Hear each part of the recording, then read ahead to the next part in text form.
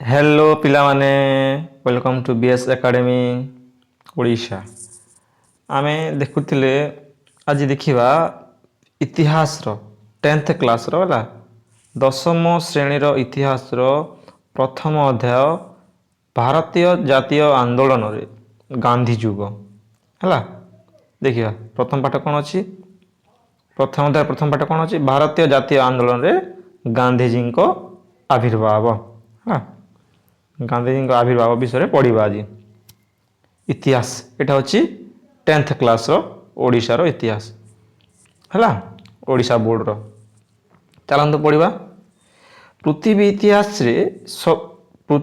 पृष्ठ जो केतेक जन विशिष्ट व्यक्ति नाम उल्लेख अच्छी से मध्य महात्मा गांधी अन्यतम जातिर पिता महात्मा गांधी केवल भारत इतिहास रे नुहे समग्र विश्व रे जड़े जननायक भाव में परिचित है आ पृथ्वी इतिहास जिते भी आम विशिष्ट व्यक्ति नाम रही मान विशिष्ट व्यक्ति मान नाम रही से मध्य महात्मा गांधी जड़े है महात्मा गांधी को आम जातिर पिता बोली कही से खाली भारत में नुहे से समग्र विश्व रे जड़े जननायक भाव परिचित भारतीय राजनीति रे महात्मा गांधी प्रवेश भारतीय स्वाधीनता संग्राम रे एक नूतन अध्याय सृष्टि करथिला हैला जब भारतीय राजनीति रे जिते महात्मा गांधी प्रवेश होइतिला सेठी जो भारतीय स्वाधीनता संग्राम चलथिला तार गोटे भी नया अध्याय नूतन अध्याय सृष्टि होइतिला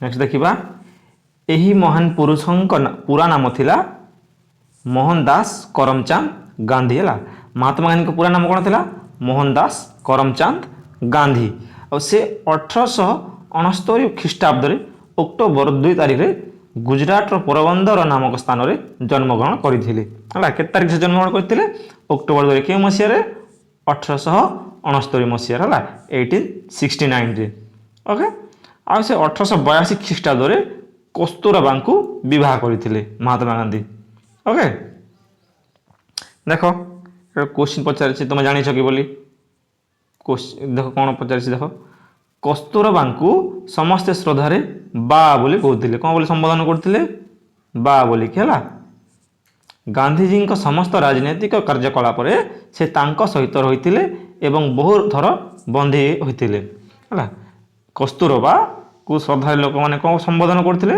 बा बोली समस्ते संबोधन करुले आउ गांधीजी जिते भी राजनीतिक कार्यकलाप रही सेठी कस्तूरबा से गांधीजी सहित रही और बहुत थर बंदी होते देख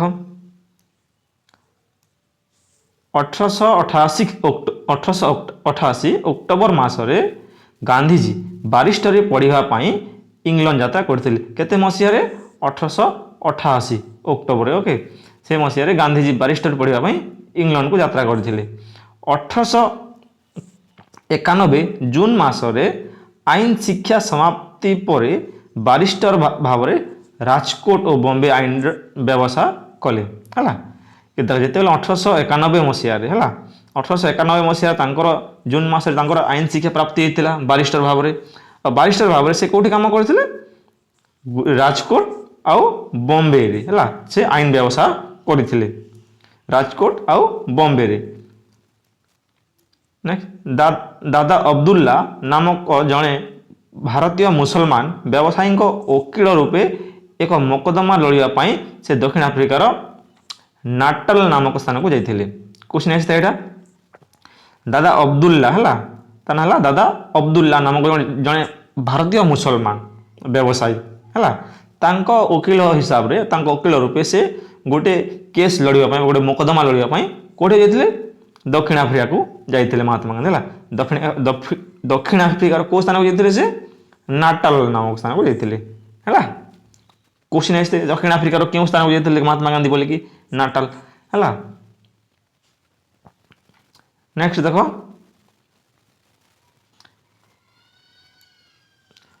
श्वेतांग इंग्रेज मानक वर्णवैषम्य नीति जोगु कृष्णांग आफ्रिकीय सह दक्षिण आफ्रिकार काम करुवा भारतीय माने ବିଭିନ୍ନ ଅତ୍ୟାଚାରର ସମ୍ମୁଖୀନ ହେଉଥିଲେ।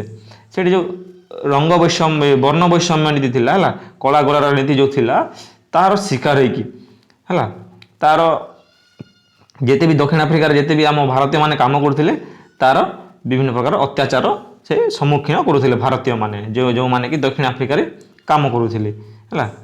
ସେଠାରେ ଭାରତୀୟମାନଙ୍କର ଭୋଟଦାନ ଅଧିକାର ନଥିଲା। ଯେଉଁ ଦକ୍ଷିଣ ଆଫ୍ରିକାରେ ଯେତେ ବି ଭାରତୀୟ ରହୁଥିଲେ ସେମାନଙ୍କର କିଛି ଭୋଟଦାନର ଅଧିକାର ନଥିଲା। ସେମାନଙ୍କର ନାମ ପଞ୍ଜୀକରଣ କରି ନିର୍ବାଚନ କର ଦେବାକୁ ପଡ଼ୁଥିଲା। ସେମାନଙ୍କ ନାମ ସେଠି ପଞ୍ଜୀକରଣ କରିବାକୁ ପଡ଼ୁଥିଲା ଆଉ ନିର୍ବାଚନ କର ଦେବାକୁ ପଡ଼ୁଥିଲା, କିନ୍ତୁ ସେମାନଙ୍କୁ ଭୋଟଦାନ ଅଧିକାର ନଥିଲା ହେଲା। ସେମାନଙ୍କ ବସତି ସ୍ଥାପନ ପାଇଁ ଜନାକୀର୍ଣ୍ଣ ଅସ୍ୱାସ୍ଥ୍ୟକର ପରିବେଶରେ ସ୍ଥାନ ଉଦ୍ଦିଷ୍ଟ କରାଯାଇଥିଲା। ସେମାନେ ଯେଉଁଠି ରହୁଥିଲେ ସେ ସ୍ଥାନ ପୁରା ପରିବେଶ ଥିଲା, ଅସ୍ୱାସ୍ଥ୍ୟକର ପରିବେଶ ଥିଲା। ସେଇଠି ସେମାନଙ୍କ ଯେଉଁ ଭାରତୀୟମାନଙ୍କର ବସତି ସ୍ଥାପନ ପାଇଁ ବ୍ୟବସ୍ଥା କରାଯାଇଥିଲା। ଆଉ ଦେଖ, ସେମାନେ ରାତି 9ଟା ପରେ ଘରୁ ବାହାରକୁ ଯାଇପାରୁ ନଥିଲେ ଓ ଜନସାଧାରଣଙ୍କ ପାଦ ଚଳା ରାସ୍ତା ବ୍ୟବହାର କରିପାରୁନଥିଲେ। ଦେଖ, ଆଉ ସେମାନେ କ'ଣ ଥିଲା, ରାତି 9ଟା ପରେ ଘରୁ ବାହାରକୁ ଯାଇପାରୁ ନଥିଲେ। ଆଉ ଯେଉଁଠି ଜନସାଧାରଣ ମାନେ ତାଙ୍କର ଯେଉଁ ପାଦ ଚଳା ରାସ୍ତା ଥିଲା ସେଇଟା ମଧ୍ୟ ଭାରତୀୟମାନେ ବ୍ୟବହାର କରିପାରୁନଥିଲେ ହେଲା। ସେମାନେ ରେଳଗାଡ଼ିର ପ୍ରଥମ ବା ଦ୍ୱିତୀୟ ଶ୍ରେଣୀର କୋଠରୀରେ ଯାତ୍ରା କରିପାରୁନଥିଲେ। ଆଉ କ'ଣ ଥିଲା, ସେମାନେ ଯେଉଁ ରେଳଗାଡ଼ିରେ ପ୍ରଥମ ବା ଦ୍ୱିତୀୟ ଶ୍ରେଣୀରେ ଯେଉଁ କୋଠରୀ, ପ୍ରଥମ ଶ୍ରେଣୀ ଯେଉଁ ଆମକୁ first class AC second class AC କହିଥାଉ, ସେଠି ସେମାନେ ଯାତ୍ରା କରିପାରୁନଥିଲେ ବା ତାଙ୍କ ଅଧିକାର ନଥିଲା। ସେଠାରେ ବାସ କରୁଥିବା ଭାରତୀୟ ବ୍ୟବସାୟୀ, ବଣିକ, ଜାହାଜ ମାଲିକ, ଶ୍ରମିକଙ୍କୁ ଶ୍ୱେତାଙ୍ଗମାନେ କୁଲି ବୋଲି ସମ୍ବୋଧନ କରୁଥିଲେ ଓ ନିଚ ଦୃଷ୍ଟିରେ ଦେଖୁଥିଲେ। ସେଠି ଯେଉଁ ଦକ୍ଷିଣ ଆଫ୍ରିକା ଯେତେ ଆମ ଭାରତୀୟମାନେ କାମ କରୁଥିଲେ, ଲାଇକ୍ ବ୍ୟବସାୟିକ, ବଣିକ, ଜାହାଜ ମାଲିକ, ଶ୍ରମିକ, ଏମାନେ ସମସ୍ତଙ୍କୁ ଶ୍ୱେତାଙ୍ଗମାନେ କ'ଣ ବୋଲି ସମ୍ବୋଧନ କରୁଥିଲେ, କୁଲି ବୋଲି ସମ୍ବୋଧନ କରୁଥିଲେ। କ'ଣ ବୋଲି? କୁଲି ବୋଲି ସମ୍ବୋଧନ କରୁଥିଲେ। ଆଉ ସେମାନେ ଗୋଟେ ନିଚ ଦୃଷ୍ଟିରେ ଦେଖୁଥିଲେ ଶ୍ୱେତାଙ୍ଗମାନେ ହେଲା। ଗାନ୍ଧିଜୀଙ୍କୁ କଚେରୀ ଭିତରେ ପଗଡ଼ି କାଢ଼ିଦେବାକୁ କୁହାଯାଇଥିଲା। ଯେତେବେଳେ ଗାନ୍ଧିଜୀ କଚେରୀ ଭିତରକୁ ଯାଇଥିଲେ ସେ ସମୟରେ ଗାନ୍ଧିଜୀଙ୍କୁ ତାଙ୍କ ପଗଡ଼ି କାଢ଼ିଦେବା ପାଇଁ କୁହାଯାଇଥିଲା। ଥରେ ସେ ରାତି 9ଟାରେ ପାଦଚଳା ରାସ୍ତାରେ ଚାଲୁଥିବାରୁ ପୋଲିସ ଆକ୍ରମଣର ଶିକାର ହୋଇଥିଲେ। ଥରେ ଯେତେବେଳେ ସେ ଦକ୍ଷିଣ ଆଫ୍ରିକାରେ ଥିଲେ, ସେତେବେଳେ ରାତିର 9ଟା ପରେ ଗୋଟେ ପାଦଚଳା ରାସ୍ତାରେ ସେ ଚାଲୁଥିଲା ବେଳେ ସେ ପୋଲିସ ମଧ୍ୟ ତାଙ୍କୁ ଆକ୍ରମଣ କରିଥିଲା। ସମସ୍ତ ହୋଟେଲ ତାଙ୍କୁ ରହିବାକୁ କୋଠରୀ ଦେବା ପାଇଁ ମନା କରିଦେଇଥିଲେ। ଆଉ ଯେତେ ସାରା ହୋଟେଲ ବି ଥିଲା ସେଠି ସେମାନେ ମହାତ୍ମା ଗାନ୍ଧୀଙ୍କୁ ରହିବା ପାଇଁ ଦେବା ପାଇଁ ବି ମଧ୍ୟ ମନା କରିଦେଇଥିଲେ। ଦିନେ ସେ ରେଳଗାଡ଼ିର ପ୍ରଥମ ଶ୍ରେଣୀ କୋଠରୀରେ ଯାତ୍ରା କରୁଥିବା ସମୟରେ ତାଙ୍କର ଜଣେ ଶ୍ୱେତାଙ୍ଗ ସହଯାତ୍ରୀଙ୍କ ଅଭିଯୋଗ କ୍ରମେ ଗୋଟିଏ ଷ୍ଟେସନରେ ରେଳଗାଡ଼ିର ଗାର୍ଡ ଓ ପୋଲିସଙ୍କ ଦ୍ୱାରା ତାଙ୍କୁ ଜିନିଷପତ୍ର ସହ ଉକ୍ତ ରେଳ କୋଠରୀରୁ ଠେଲି ବାହାର କରିଦିଆଯାଇଥିଲା। ଗୋଟେ ଦିନ କ'ଣ ହେଲା, ସେ ରେଳଗାଡ଼ିର ପ୍ରଥମ ଶ୍ରେଣୀ ଯାତ୍ରା କରୁଥିଲେ। ପ୍ରଥମ ଶ୍ରେଣୀ କୋଠରୀରେ ସେ ଯାତ୍ରା କରୁଥିଲେ କି ମହାତ୍ମା ଗାନ୍ଧୀ। ଆଉ ସେ ସମୟରେ ସେ ତାଙ୍କର ଗୋଟେ ସହଯାତ୍ରୀ ଥିଲେ ହେଲା, ଶ୍ୱେତାଙ୍ଗ, ଯିଏକି ଇଂରେଜମାନେ ଯିଏକି ତାଙ୍କ ଅଭିଯୋଗ କ୍ରମେ ଗୋଟେ ରେଳ ଷ୍ଟେସନରେ ତାଙ୍କୁ ରେଳଗାଡ଼ିର ଗାର୍ଡ ଯେଉଁ ରହେ ସେ ଗୋଟେ ପୋଲିସ, ରେଳଗାଡ଼ିର ଗାର୍ଡ ଆଉ ପୋଲିସଙ୍କ ଦ୍ୱାରା ତାଙ୍କୁ ସେ ଟ୍ରେନରୁ ବାହାର କରିଦିଆଯାଇଥିଲା ହେଲା। ତାଙ୍କ ଜିନିଷପତ୍ର ସହ ତାଙ୍କୁ କାହାକୁ? ମହାତ୍ମା ଗାନ୍ଧୀଙ୍କୁ ବାହାର କରିଦିଆଯାଇଥିଲା। ଶ୍ୱେତାଙ୍ଗମାନଙ୍କ ବ୍ୟବହାରରେ ଗାନ୍ଧିଜୀଙ୍କ ମନ ବିଦ୍ରୋହୀ ଉଠିଲା। ଏମିତି ବ୍ୟବହାର ଦେଖିକି ଗାନ୍ଧିଜୀଙ୍କ ମନ ସେଠି ଶ୍ୱେତାଙ୍ଗମାନଙ୍କ ଯେଉଁ ଏଗେନଷ୍ଟରେ ତାଙ୍କ ମନ ବିଦ୍ରୋହୀ ହୋଇ ଉଠିଥିଲା। ସେଠାରେ ଭାରତୀୟମାନଙ୍କ ମଧ୍ୟରେ ରାଜନୈତିକ ସଚେତନତା ଜାଗ୍ରତ କରିବା ପାଇଁ ଗାନ୍ଧିଜୀ 1894ରେ ନାଟାଲ ଭାରତୀୟ କଂଗ୍ରେସ ନାମକ ଏକ ରାଜନୈତିକ ଅନୁଷ୍ଠାନ ଗଠନ କରିଥିଲେ। ଦକ୍ଷିଣ ଆଫ୍ରିକାରେ ଭାରତୀୟମାନଙ୍କର ମଧ୍ୟରେ ରାଜନୈତିକ ସଚେତନା ଜାଗ୍ରତ କରିବା ପାଇଁ ସେଠି ଗାନ୍ଧିଜୀ କ'ଣ କରିଥିଲେ? ଗୋଟେ ନାଟାଲ ଭାରତୀୟ କଂଗ୍ରେସ ନାମ ଗୋଟେ ରାଜନୈତିକ ଅନୁଷ୍ଠାନ ଗଠନ କରିଥିଲେ। କେବେ? 1894 ହେଲା। 1894 ମସିହାରେ ମହାତ୍ମା ଗାନ୍ଧୀ ନାଟାଲ ଭାରତୀୟ କଂଗ୍ରେସ ନାମ ଗୋଟେ ରାଜନୈତିକ ଅନୁଷ୍ଠାନ ଗଠନ କରିଥିଲେ। ଏବଂ ଶ୍ୱେତାଙ୍ଗମାନଙ୍କ ଅତ୍ୟାଚାର ସମ୍ବନ୍ଧରେ ଜନସାଧାରଣଙ୍କୁ ଅବଗତ କରାଇବା ପାଇଁ ଇଣ୍ଡିଆନ୍ ଓପିନିଅନ୍ ହେଲା, ଇଣ୍ଡିଆନ୍ ଓପିନିଅନ୍ ନାମକ ଏକ ସମ୍ବାଦ ପତ୍ରିକା ପ୍ରକାଶ କଲେ। ଆଉ ସେ ଶ୍ୱେତାଙ୍ଗମାନେ କେମିତି ଅତ୍ୟାଚାର କରୁଛନ୍ତି, ସେ ଯେଉଁ ଜନସାଧାରଣ ମାନେ ଅଛନ୍ତି ସେମାନଙ୍କୁ ଅବଗତ କରାଇବା ପାଇଁ ହେଲା, ସେ ଗୋଟେ ସମ୍ବାଦ ପତ୍ରିକା ପ୍ରକାଶ କରିଥିଲେ। ତାର ନାଁ ହେଉଛି ଇଣ୍ଡିଆନ୍ ଓପିନିଅନ୍। କ'ଣ ହେଉଛି ତା ନା? ଇଣ୍ଡିଆନ୍ ଓପିନିଅନ୍ ହେଲା। ଇଂରେଜମାନଙ୍କ ବିରୋଧରେ ସଂଗ୍ରାମ କରିବା ନିମନ୍ତେ ଗାନ୍ଧିଜୀ ନେତୃତ୍ୱ ନେଇଥିଲେ। ଆଉ ଇଂରେଜମାନଙ୍କ ବିରୋଧରେ ସଂଗ୍ରାମ କରିବା ପାଇଁ ଗାନ୍ଧିଜୀ ନେତୃତ୍ୱ ନେଲେ। ଏହି ସଂଗ୍ରାମ ସମୟରେ ସେ ସତ୍ୟ ଓ ଅହିଂସା ଉପରେ ଆଧାରିତ ନୂତନ ଅସ୍ତ୍ର ସତ୍ୟାଗ୍ରହର ପ୍ରବର୍ତ୍ତନ କଲେ ହେଲା। ଯେ ସେ ଯେଉଁ ଇଂରେଜମାନଙ୍କ ବିରୋଧରେ ସଂଗ୍ରାମଟା ନେତୃତ୍ୱ କଲେ ବା ନେତୃତ୍ୱ ନେଲେ, ସେହି ସଂଗ୍ରାମରେ ଦୁଇଟା ପ୍ରିନ୍ସିପୁଲ ହେଲା, ଦୁଇଟା ସଂଗ୍ରାମ ସେ ନେଇଥିଲେ। ସେ ଦୁଇଟା ପ୍ରିନ୍ସିପୁଲ ନେଇଥିଲେ, ଦୁଇଟା ନୂତନ ଅସ୍ତ୍ର ସେ କରିଥିଲେ। କ'ଣ ସେଟା? ସତ୍ୟ ଓ ଅହିଂସା ହେଲା। ଏ ଦୁଇଟା ପ୍ରିନ୍ସିପୁଲରେ ଆଧାରିତ ଗୋଟେ ନୂତନ ଅସ୍ତ୍ର ତିଆରି କରିଥିଲେ। କ'ଣ ସେଟା? ସତ୍ୟାଗ୍ରହ ହେଲା। ସତ୍ୟାଗ୍ରହର ପ୍ରବର୍ତ୍ତନ କରିଥିଲେ କିଏ? ମହାତ୍ମା ଗାନ୍ଧୀ। 1906 ଖ୍ରୀଷ୍ଟାବ୍ଦରେ ଯେତେବେଳେ ଦକ୍ଷିଣ ଆଫ୍ରିକା ସରକାର ଏକ ଆଇନ ପ୍ରଣୟନ କରି ପ୍ରତ୍ୟେକ ଭାରତୀୟଙ୍କୁ ନିଜର ଅଙ୍ଗୁଳି ଛାପ ଥିବା ପଞ୍ଜୀକୃତ ପ୍ରମାଣପତ୍ରକୁ ସବୁ ସମୟରେ ନିଜ ସହିତ ବହନ କରିବା ବାଧ୍ୟତାମୂଳକ କଲେ, ଗାନ୍ଧିଜୀ ଉକ୍ତ ଆଇନ ବିରୋଧରେ ଆନ୍ଦୋଳନ କଲେ ଏବଂ ଏହି ଆନ୍ଦୋଳନରେ ପ୍ରଥମେ ସତ୍ୟାଗ୍ରହ ଅସ୍ତ୍ର ପ୍ରୟୋଗ କରିଥିଲେ। ଯେତେବେଳେ 1906 ମସିହାରେ ହେଲା, ଯେତେବେଳେ ଦକ୍ଷିଣ ଆଫ୍ରିକାରେ ସରକାର ଗୋଟେ ନୂଆ ଆଇନ ଆଣିଲେ, ଯେଉଁଠି କ'ଣ ପ୍ରତ୍ୟେକ ଭାରତୀୟଙ୍କୁ ନିଜ ଆଙ୍ଗୁଳି ଛାପ ଥିବା ଗୋଟେ ପଞ୍ଜୀକୃତ ପ୍ରମାଣପତ୍ର, ଯେଉଁଟାକି ସବୁବେଳେ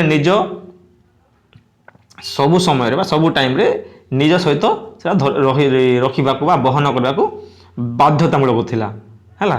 ସେହି ଆଇନ ବିରୋଧରେ ଗାନ୍ଧିଜୀ ଆନ୍ଦୋଳନ କରିଥିଲେ। ଆଉ ସେହି ଆନ୍ଦୋଳନରେ ଗାନ୍ଧିଜୀ ପ୍ରଥମେ ସତ୍ୟାଗ୍ରହ ଅସ୍ତ୍ର ଯେଉଁଟାକି ପ୍ରୟୋଗ କରିଥିଲେ ହେଲା। ଦେଖ, 1906 ସେପ୍ଟେମ୍ବର 11ରେ ଜୋହାନେସବର୍ଗ ଏମ୍ପାୟାର ଥିଏଟର ଠାରେ ଅନୁଷ୍ଠିତ ଏକ ସାଧାରଣ ସଭା ଉପସ୍ଥିତ ହେଲା। 1906 ମସିହାରେ ଯେଉଁ ସେପ୍ଟେମ୍ବର 11ରେ ଜୋହାନେସବର୍ଗ ଏମ୍ପାୟାର ଥିଏଟରରେ ଗୋଟେ ସାଧାରଣ ସଭାରେ ଉପସ୍ଥିତ ଥିବା ଭାରତୀୟମାନେ ଏହି କଳା ଆଇନକୁ ଅମାନ୍ୟ କରିବା ପାଇଁ ଦୃଢ଼ ସଂକଳ୍ପ ନେଲେ। ଯେଉଁ ଜୋହାନେସବର୍ଗ ଏମ୍ପାୟାର ଥିଏଟର ଅଛି ହେଲା, ସେଇଠି ଅବସ୍ଥିତ ଯେତେ ଭାରତୀୟମାନେ ସଭାରେ, ସେମାନେ ଯେଉଁ ଆଇନ ଥିଲା ଯେ ଆଙ୍ଗୁଳି ଛାପ ପଞ୍ଜୀକୃତ ଯେଉଁ ଆମ ପ୍ରମାଣପତ୍ର ସାଙ୍ଗରେ ସବୁବେଳେ ନେଇ ବୁଲିବା ଆବଶ୍ୟକ ବୋଲି ଯେଉଁ ଇଂରେଜ ସରକାର ବାହାର କରିଥିଲେ ଆଇନଟା, ତା ବିରୋଧରେ ବା ସେହି ଆଇନକୁ କଳା ଆଇନକୁ ଅମାନ୍ୟ କରିବା ପାଇଁ ଗୋଟେ ଦୃଢ଼ ସଂକଳ୍ପ ନେଲେ ଭାରତୀୟବାସୀ। ସରକାର ଅନେକ ଆନ୍ଦୋଳନକାରୀଙ୍କୁ ବନ୍ଦୀ କଲେ ହେଲା। ସେ ସମୟରେ ଯେ ଆନ୍ଦୋଳନ ହେଇଥିଲା, ସେ ସମୟରେ ସରକାର ଅନେକ ତାମାନେ ଆନ୍ଦୋଳନକାରୀଙ୍କୁ ବନ୍ଦୀ କରିଥିଲେ। ଗାନ୍ଧିଜୀଙ୍କୁ ଜୋହାନେସବର୍ଗ କାରାଗାରରେ ବନ୍ଦୀ କରି ରଖାଯାଇଥିଲା। କୋଶ୍ଚିନ୍ ଆସିବ, ଦକ୍ଷିଣ ଆଫ୍ରିକାରେ ଯେତେବେଳେ ଗାନ୍ଧିଜୀ ଆନ୍ଦୋଳନ କରିଥିଲେ, ଗାନ୍ଧିଜୀଙ୍କୁ କେଉଁ ଜେଲରେ ବା କେଉଁ କାରାଗାରରେ ବନ୍ଦୀ କରି ରଖାଯାଇଥିଲା? ସେଇଟା ହେଉଛି ଜୋହାନେସବର୍ଗ କାରାଗାରରେ ବନ୍ଦୀ କରି ରଖାଗଲା ହେଲା। ଏହି ଅହିଂସା ଆନ୍ଦୋଳନ ବିରୋଧରେ ସରକାରଙ୍କ ଦମନମୂଳକ ନୀତି ଅଧିକ ସଂଖ୍ୟକ ଭାରତୀୟକୁ ଆଇନ ଅମାନ୍ୟ କରିବା ପାଇଁ ପ୍ରେରଣା କଲା। ସେ ଯେଉଁ ଅହିଂସା ଆନ୍ଦୋଳନ ଥିଲା ତାଙ୍କର, ମହାତ୍ମା ଗାନ୍ଧୀଙ୍କର, ସେହି ବିରୋଧରେ ସରକାର ଯେଉଁ ଦମନମୂଳକ ନୀତି ଆପଣେଇଥିଲେ, ସମସ୍ତଙ୍କୁ ଧରିକି କାରାଗାରରେ ବନ୍ଦ କରିଦେଇଥିଲେ ହେଲା, ସେଇ ଦମନମୂଳକ ନୀତି ତାର ଅଧିକ ସଂଖ୍ୟକ ଭାରତୀୟଙ୍କୁ ଆଇନ ଅମାନ୍ୟ କରିବା ପାଇଁ ପ୍ରେରଣା ଦେଇଥିଲା। ଗାନ୍ଧିଜୀଙ୍କ ସତ୍ୟାଗ୍ରହ ନୀତି ସଫଳ ହୋଇଥିଲା। ଇତିମଧ୍ୟରେ ସରକାରଙ୍କ ଦ୍ୱାରା ଭାରତୀୟମାନଙ୍କ ଉଦ୍ଦେଶ୍ୟରେ ପ୍ରଣୀତ ଦେଶାନ୍ତର ଗମନ ନିଷେଧ ଆଇନ ବିରୋଧରେ ଅନେକ ଭାରତୀୟ 1908 ଅଗଷ୍ଟରେ ନାଟାଲ ସୀମା ପାର ହୋଇ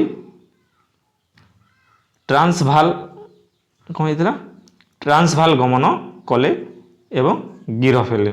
ଦେଖ ସେହି ସମୟରେ କ'ଣ ସରକାରଙ୍କ ଯେଉଁ ଭାରତୀୟ ମାନଙ୍କ ଯେଉଁ ଉଦ୍ଦେଶ୍ୟ ଥିଲା ପ୍ରଣୀତ ଦେଶାନ୍ତର ଗମନ ନିଷେଧ ଆଇନ ବିରୋଧରେ ଅନେକ ଭାରତୀୟ କ'ଣ କଲେ, ଯେଉଁ ଆଇନ ଥିଲା କ'ଣ ଦେଶାନ୍ତର ଗମନ ନିଷେଧ ଆଇନ, ସେଠି କ'ଣ ହେଲା ଅନେକ ଭାରତୀୟ ହେଲା 1908 ମସିହାରେ ଅଗଷ୍ଟ ନାଟାଲ ସୀମା ପାର ହୋଇ କ'ଣ କଲେ ଟ୍ରାନ୍ସଭାଲ ଗମନ କରିଥିଲେ ହେଲା, ଯାହାଫଳରେ ସେମାନେ ଗିରଫ ହୋଇଥିଲେ। ସେହି ବର୍ଷ ଅକ୍ଟୋବରରେ ଗାନ୍ଧିଜୀଙ୍କୁ ମଧ୍ୟ ବନ୍ଦୀ କରାଯାଇଥିଲା ହେଲା। 1908ରେ ଗାନ୍ଧିଜୀଙ୍କୁ ମଧ୍ୟ ବନ୍ଦୀ କରାଗଲା। ଆନ୍ଦୋଳନ ପ୍ରଶମିତ ହେବା ପରେ ପରିବର୍ତ୍ତେ ଅଧିକ ଶକ୍ତିଶାଳୀ ହୋଇଥିଲା। ଆନ୍ଦୋଳନଟା ପ୍ରଶମିତ ହେଲା, ତାପରେ ଧୀରେ ଧୀରେ ସେଇଟା ଆନ୍ଦୋଳନଟା ଅଧିକ ଶକ୍ତିଶାଳୀ ମଧ୍ୟ ହୋଇଥିଲା। 1931 ମାର୍ଚ୍ଚ 14ରେ ଦକ୍ଷିଣ ଆଫ୍ରିକାର ଉଚ୍ଚତମ ନ୍ୟାୟାଳୟର ଏକ ନିଷ୍ପତ୍ତି କ୍ରମେ ଖ୍ରୀଷ୍ଟିଆନ ରୀତି ଅନୁସାରେ ସମ୍ପାଦିତ ହୋଇ ନଥିବା ଓ ପଞ୍ଜୀକରଣ ହୋଇ ନଥିବା ଭାରତୀୟମାନଙ୍କ ବିବାହର ସ୍ୱୀକୃତି ପ୍ରତ୍ୟାହାର କରାଗଲା।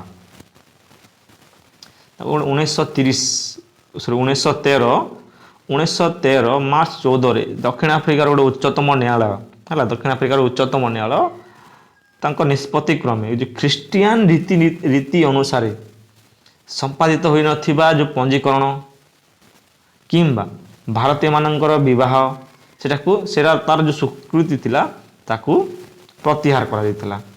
ଏହା ବିରୋଧରେ ସଂଗଠିତ ଆନ୍ଦୋଳନ ଦକ୍ଷିଣ ଆଫ୍ରିକାରେ ଗାନ୍ଧିଜୀଙ୍କ ନେତୃତ୍ୱାଧୀନ ଶେଷ ଆନ୍ଦୋଳନ ଥିଲା।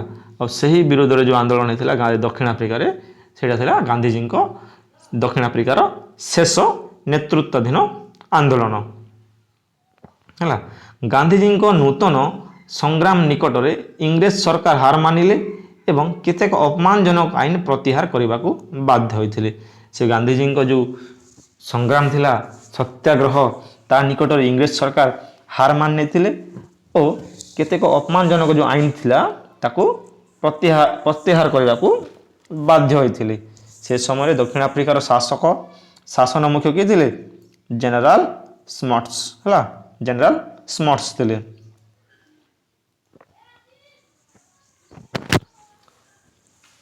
ତମ ପାଇଁ ଗୋଟେ କାମ ଦେଇଛି ବହିରେ, ଦକ୍ଷିଣ ଆଫ୍ରିକା ମାନଚିତ୍ରରେ ନାଟାଲ ଓ ଜୋହାନ୍ସବର୍ଗର ଅବସ୍ଥିତି ସୂଚାଅ ବୋଲି ହେଲା, କର ନବ ନିଜେ ଦେଖି ନବ।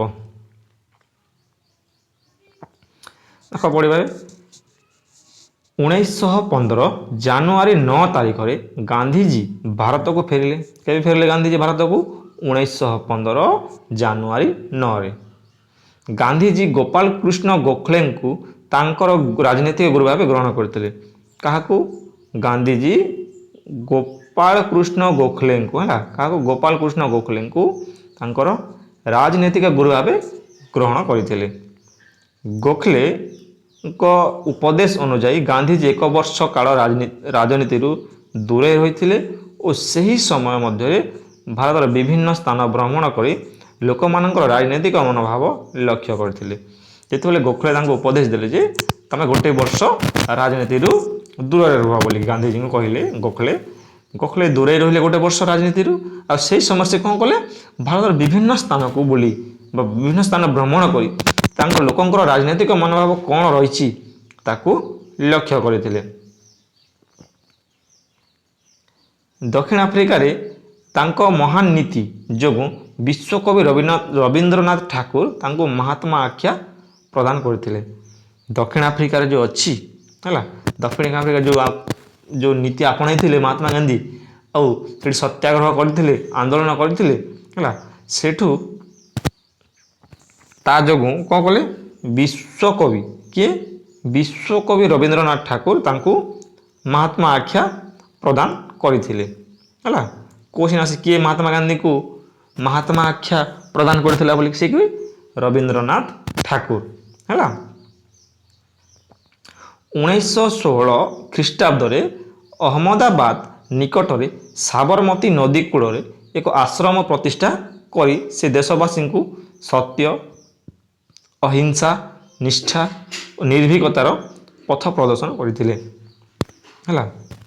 ଦେଖ ସେ 1916ରେ ହେଲା 1916 ମସିହାରେ ଅହମ୍ମଦାବାଦ ଠାରେ ହେଲା ଗୋଟେ ସାବରମତୀ କୂଳରେ ସେ ଗୋଟେ ଆଶ୍ରମ ପ୍ରତିଷ୍ଠା କରିଥିଲେ।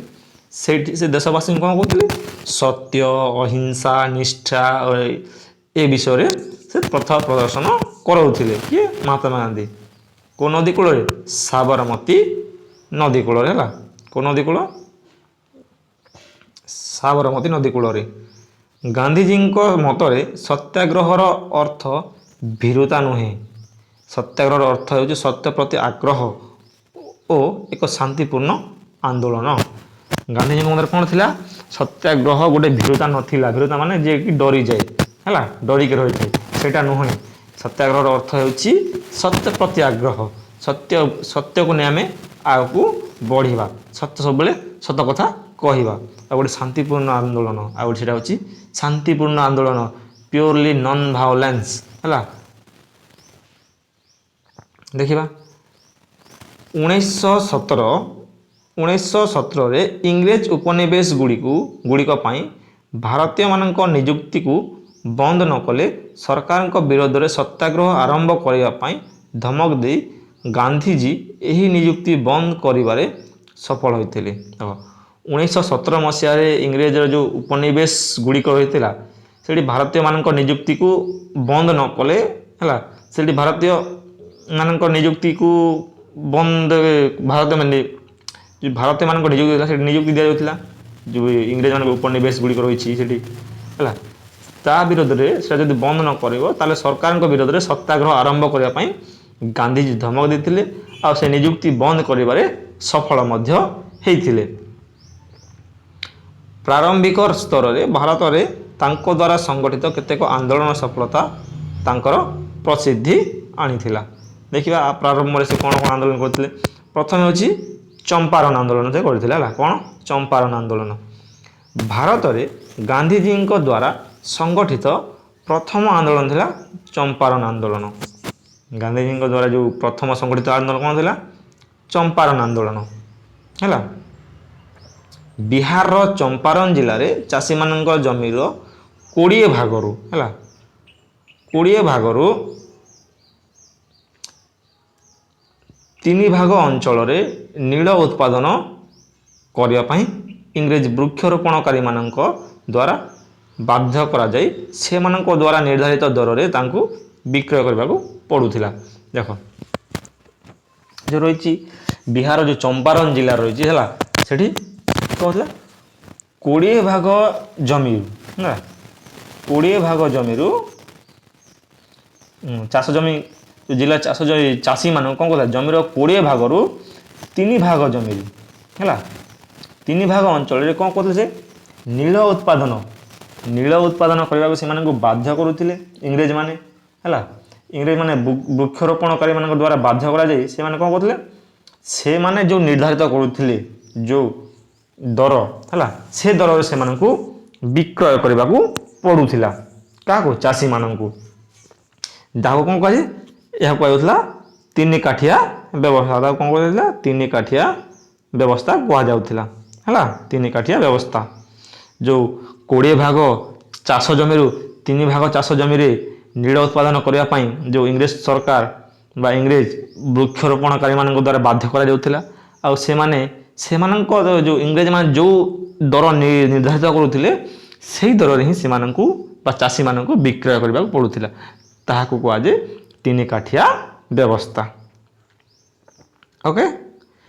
ପରବର୍ତ୍ତୀ ସମୟରେ ନୀଳର ଚାହିଦା ହ୍ରାସ ପାଇବାରୁ ଚାଷୀମାନଙ୍କୁ ନୀଳ ଚାଷ ବାଧ୍ୟତାମୂଳକ କରିବା ପାଇଁ ଜମିର ଭଡ଼ା ବୃଦ୍ଧି କରାଗଲା ଓ ଅନେକ ବେଆଇନ ଟିକସ ଆଦାୟ କରାଗଲା। ପରେ କ'ଣ ହେଲା ପରବର୍ତ୍ତୀ ସମୟରେ କ'ଣ ହେଲା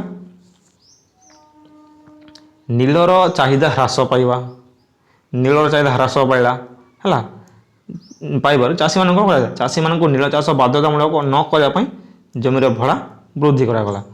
ଆଉ ସେମାନଙ୍କୁ କ'ଣ କରାଗଲା, ଯେଉଁ ଚାଷୀମାନେ ଥିଲେ ସେମାନଙ୍କୁ ନୀଳ ଚାଷ ତାମାନେ ନ କରିବା ପାଇଁ ହେଲା, ବାଧ୍ୟତାମୂଳକ ନ କରିବା ପାଇଁ ଜମିର ଭଡ଼ା ବୃଦ୍ଧି କରିଦିଆଗଲା ଓ ଅନେକ ବେଆଇନ ଟିକସ ମଧ୍ୟ ଆଦାୟ କରାଗଲା। ଆଉ ବହୁତ ସାରା ବେଆଇନ ଟିକସ ମଧ୍ୟ ଯେଉଁ ଟ୍ୟାକ୍ସ କହୁଛୁ ସେଇଟା ମଧ୍ୟ ଆଦାୟ କରାଯାଉଥିଲା କେଉଁମାନଙ୍କ ଚାଷୀମାନଙ୍କ ଠାରୁ। ଏହା ବିରୋଧରେ ପ୍ରତିବାଦ କରୁଥିବା ଚାଷୀମାନେ ବିଭିନ୍ନ ପ୍ରକାରର ଅତ୍ୟାଚାର ଓ ଶୋଷଣର ଶିକାର ହେଲେ। ସେ ବିରୋଧରେ ଯେଉଁମାନେ ପ୍ରତିବାଦ କରୁଥିଲେ ସେ ଚାଷୀମାନେ ବିଭିନ୍ନ ପ୍ରକାର ଅତ୍ୟାଚାର ଓ ଶୋଷଣର ଶିକାର ହେଇଥିଲେ ହେଲା। ରାଜକୁମାର ଶୁକ୍ଳ ନାମକ ଜଣେ ସ୍ଥାନୀୟ ବାସିନ୍ଦାଙ୍କ ନିମନ୍ତ୍ରଣ କ୍ରମେ ଚାଷୀମାନଙ୍କ ସମସ୍ୟାର ଅନୁଧ୍ୟାନ ପାଇଁ ଗାନ୍ଧୀଜୀ 1917 ଏପ୍ରିଲରେ ଚମ୍ପାରନ ଜିଲ୍ଲାର ସଦର ମହକୁମା ମୋତିହାରିରେ ପହଞ୍ଚିଥିଲେ ହେଲା। ସେଠି ଗୋଟେ ସ୍ଥାନୀୟ ବାସିନ୍ଦା ତାଙ୍କ ନାଁ ହେଉଛି ରାଜକୁମାର ଶୁକ୍ଳ ହେଲା। ରାଜକୁମାର ଶୁକ୍ଳ ତାଙ୍କ ନିମନ୍ତ୍ରଣ କ୍ରମେ ସେ ଗାନ୍ଧୀଜୀଙ୍କୁ ନିମନ୍ତ୍ରଣ ଦେଇଥିଲେ। ରାଜକୁମାର ଶୁକ୍ଳ ତାଙ୍କ ନିମନ୍ତ୍ରଣ କ୍ରମେ ଗାନ୍ଧୀଜୀ ଯେଉଁ ଚାଷୀମାନଙ୍କର ସମସ୍ୟାର ଅନୁଧ୍ୟାନ କରିବା ପାଇଁ ହେଲା 1917 ମସିହା ଏପ୍ରିଲରେ ସେ ଚମ୍ପାରନ ଜିଲ୍ଲାର ସଦର ମହକୁମା କେଉଁଠି ମୋତିହାରିରେ ପହଞ୍ଚିଥିଲେ ହେଲା। ଚମ୍ପାରନ ଜିଲ୍ଲାର ସଦର ମହକୁମା ମୋତିହାରିରେ ପହଞ୍ଚିଥିଲେ 1917ରେ। ଜିଲ୍ଲା ଅଧିକାରୀ ଗାନ୍ଧୀଜୀ ଓ ତାଙ୍କ ସହିତ ଯାଇଥିବା ରାଜେନ୍ଦ୍ର ପ୍ରସାଦ ହେଲା। ଜିଲ୍ଲା ଅଧିକାରୀ କ'ଣ କଲେ, ଗାନ୍ଧୀଜୀ ଓ ତାଙ୍କ ସହିତ ଗାନ୍ଧୀଜୀଙ୍କ ସହିତ କିଏ ଯାଇଥିଲେ, ରାଜେନ୍ଦ୍ର ପ୍ରସାଦ, ମୁଜାହିର ଉଲ ହକ୍, ମହାଦେବ ଦେଶାଇ, ନରହରି ପାରିକ, ଜେ.ବି. କୃପାଲିନୀ ତୁରନ୍ତ ଉକ୍ତ ଜିଲ୍ଲା ଛାଡ଼ି ଚାଲିଯିବାକୁ ନିର୍ଦ୍ଦେଶ ଦେଇଥିଲେ। ସେ ସମୟରେ ଜିଲ୍ଲାପାଳ ବା ଜିଲ୍ଲା ଅଧିକାରୀ ହେଲା ଗାନ୍ଧୀଜୀଙ୍କୁ ବା ତାଙ୍କ ସହିତ ଯାଇଥିବା ଯେଉଁ ଆମ ରାଜେନ୍ଦ୍ର ପ୍ରସାଦ, ମୁଜାହିର ଉଲ ହକ୍, ମହାଦେବ ଦେଶାଇ, ନରହରି ପାରିକ, ଜେ.ବି. କୃପାଲିନୀ ଏମାନଙ୍କୁ କ'ଣ କରିଥିଲେ ଯେ ଆପଣମାନେ ତୁରନ୍ତ ଏ ଜିଲ୍ଲା ଛାଡ଼ି ଚାଲି ଯାଆନ୍ତୁ ବୋଲି ଜିଲ୍ଲାପାଳ ଓ ଜିଲ୍ଲା ଅଧିକାରୀ ନିର୍ଦ୍ଦେଶ ଦେଇଥିଲେ। ଗାନ୍ଧୀଜୀ ଏହି ନିର୍ଦ୍ଦେଶକୁ ପ୍ରତ୍ୟାଖ୍ୟାନ କରିଥିଲେ ହେଲା। ଗାନ୍ଧୀଜୀ କ'ଣ କରିଥିଲେ, ସେହି ନିର୍ଦ୍ଦେଶକୁ ପ୍ରତ୍ୟାଖ୍ୟାନ କରିଥିଲେ। ପ୍ରତ୍ୟାଖ୍ୟାନ କରି ସେଥିପାଇଁ ସେ ଯେକୌଣସି ଦଣ୍ଡ ଭୋଗିବାକୁ ପ୍ରସ୍ତୁତ ବୋଲି ଘୋଷଣା କଲେ। ଗାନ୍ଧୀଜୀ ସେହି ନିର୍ଦ୍ଦେଶକୁ ପ୍ରତ୍ୟାଖ୍ୟାନ କଲେ ଆଉ କ'ଣ କହିଲେ ଯେ ଆମେ ଯେକୌଣସି ବି ଦଣ୍ଡ ଭୋଗିବାକୁ ପ୍ରସ୍ତୁତ, ଆମେ ଏଠିରୁ ଯିବୁ ନାହିଁ। ଏହି ଅହିଂସା ଉପାୟରେ ଅନ୍ୟାୟମୂଳକ ଆଇନକୁ ଅମାନ୍ୟ କରିବା ସେତେବେଳେ ଭାରତରେ ଏକ ନୂତନ ପ୍ରକାରର ଆନ୍ଦୋଳନ ପଦ୍ଧତି ଭାବେ ଉଭା ହେଲା। ଯେତେବେଳେ ଅହିଂସା ଉପାୟରେ ହେଲା, ପ୍ରଥମେ ତ ଥିଲା ଆମର ଯେଉଁ ହିଂସାକୁ ନେଇକି ହେଲା, ହିଂସା ଉପରେ ଥିଲା।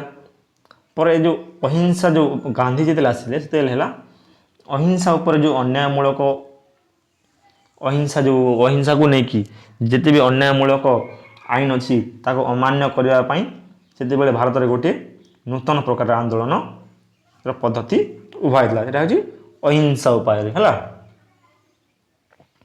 ଶେଷରେ ସରକାର ଗାନ୍ଧୀଜୀଙ୍କୁ ଚମ୍ପାରନ ଚାଷୀମାନଙ୍କ ସମସ୍ୟା ଗୁଡ଼ିକୁ ଅନୁଧ୍ୟାନ କରିବା ପାଇଁ ଅନୁମତି ଦେଲେ ଏବଂ ଏହି ବିଷୟରେ ସରକାରଙ୍କ ଦ୍ୱାରା ଗଠିତ କମିଟି ଗାନ୍ଧୀଜୀଙ୍କୁ ଏକ ସଦସ୍ୟ ଭାବେ ଅନ୍ତର୍ଭୁକ୍ତ କଲେ। ଲାଷ୍ଟକୁ ସରକାର କ'ଣ ହେଲେ, ଶେଷରେ ସେ ଗାନ୍ଧୀଜୀଙ୍କୁ ଚମ୍ପାରନ ଚାଷୀମାନଙ୍କ ସମସ୍ୟା ଗୁଡ଼ିକୁ ଅନୁଧ୍ୟାନ କରିବା ପାଇଁ ଅନୁମତି ଦେଲେ। ଗାନ୍ଧୀଜୀଙ୍କୁ ଅନୁମତି ଦେଇଦେଲେ। ପ୍ରଥମେ ତ ସେ କହିଲେ ଯେ ସେମାନେ ଜିଲ୍ଲା ଛାଡ଼ି ଚାଲିଯାଆନ୍ତୁ ବୋଲିକି, ପରେ ଗାନ୍ଧୀଜୀଙ୍କୁ ଅନୁମତି ମଧ୍ୟ ମିଳିଥିଲା ଅନୁଧ୍ୟାନ କରିବା ପାଇଁ। ଆଉ ସେ ବିଷୟରେ ସରକାର ଗୋଟେ କମିଟିର ଗଠନ କରିଥିଲେ ଆଉ ଗାନ୍ଧୀଜୀଙ୍କୁ ମଧ୍ୟ ତାର ସଦସ୍ୟ କରିଥିଲେ।